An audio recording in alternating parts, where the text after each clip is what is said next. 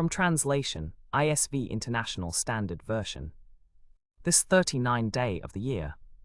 Today we are reading passages Leviticus 22 to 23. Leviticus chapter 22, verses 1 to 33. The Lord said to Moses, "Tell Aaron and his sons, this is how you are to treat the holy gifts that belong to the Israelites, so that you don't profane my holy name. I am the Lord. Tell them, throughout your generations, any of your descendants who approaches the holy gifts while he is unclean is to be cut off from my presence. I am the Lord. Any descendant of Aaron who has a skin disease or a discharge is not to eat of the holy gifts until he is clean.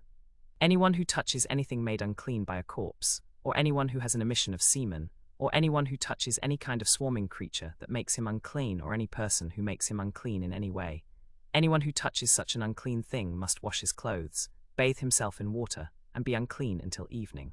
Then he will be clean, but he must not eat holy gifts until he has bathed his body in water.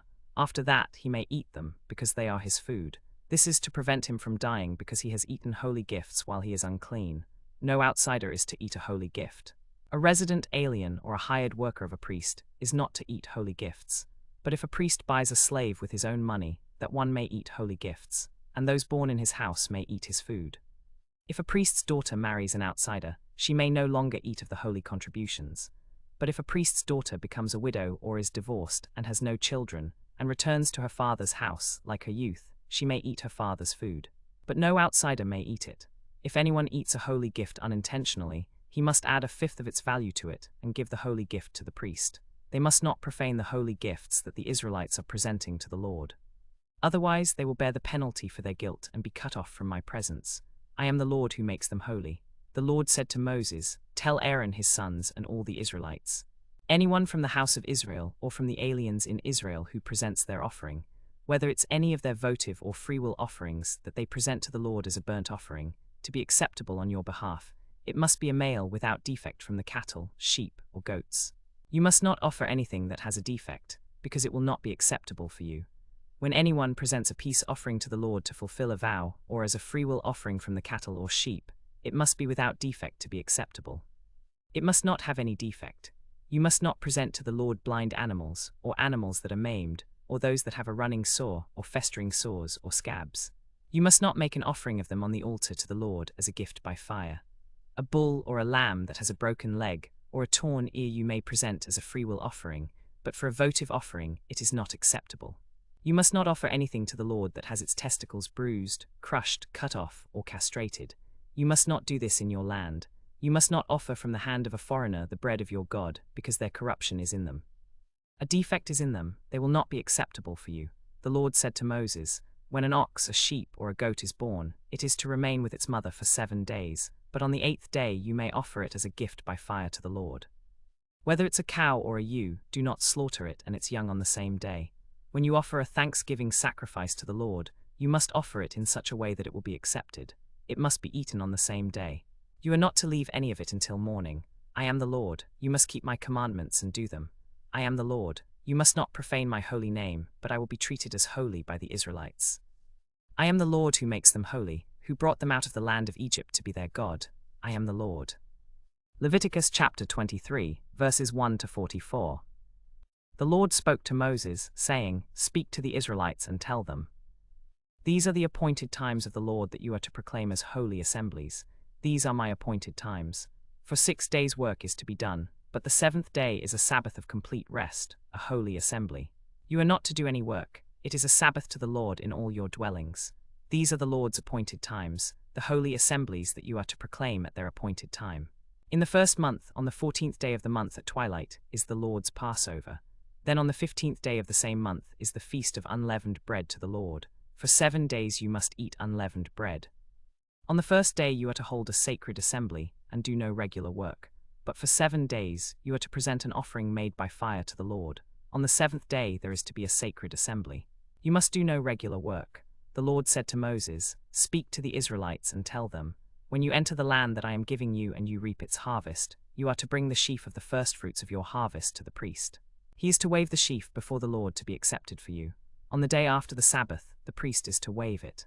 On the day you wave the sheaf you are to offer a year-old lamb without defect as a burnt offering to the Lord. The grain offering with it is to be 2/10 of an ephah of fine flour mixed with oil, an offering made by fire to the Lord for a soothing aroma, along with its drink offering, 1/4 of a hin of wine. You must not eat any bread, or roasted grain, or fresh grain until this very day, until you have brought the offering of your God.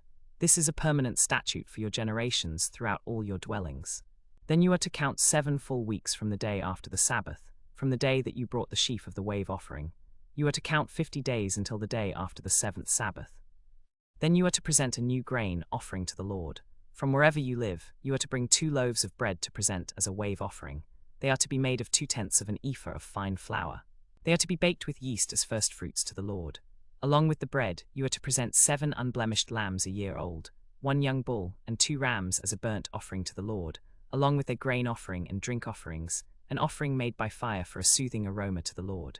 You are to offer 1 male goat as a sin offering, and 2-year-old male lambs as a peace offering. The priest is to wave them with the bread of the firstfruits as a wave offering before the Lord, along with the 2 lambs. They will be holy to the Lord for the priest. On that same day, you are to proclaim a sacred assembly and do no regular work. This is to be a permanent statute for your generations wherever you live. When you reap the harvest of your land, you are not to reap to the very edges of your field or gather the gleanings of your harvest. You are not to strip your vineyard bare or gather the fallen grapes of your vineyard. You are to leave them for the poor and the alien. I am the Lord your God. The Lord said to Moses, "Speak to the Israelites and tell them, in the 7th month, on the 1st day of the month, you are to have a day of complete rest, a memorial proclaimed with the blast of trumpets, a holy assembly. You must not do any regular work, but you are to present an offering made by fire to the Lord." The Lord said to Moses, "Now the 10th day of this 7th month is the Day of Atonement. It is to be a holy assembly for you, and you are to humble yourselves and present an offering made by fire to the Lord. You must not do any work on this day, because it is the Day of Atonement, to make atonement for yourselves before the Lord your God. If anyone does not humble himself on this day, that person is to be cut off from his people. I will destroy from among his people anyone who does any work on this day. You must not do any work. This is a permanent statute for your generations throughout all your dwellings. It is to be a Sabbath of complete rest for you, and you must humble yourselves. On the 9th day of the month at evening, from evening to evening, you are to observe your Sabbath.